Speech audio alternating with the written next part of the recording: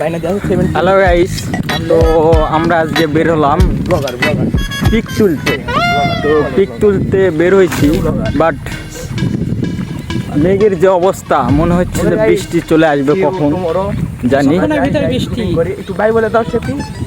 দেখা যাক, বের হয়েছি পিক তুলতে। পিক তুলে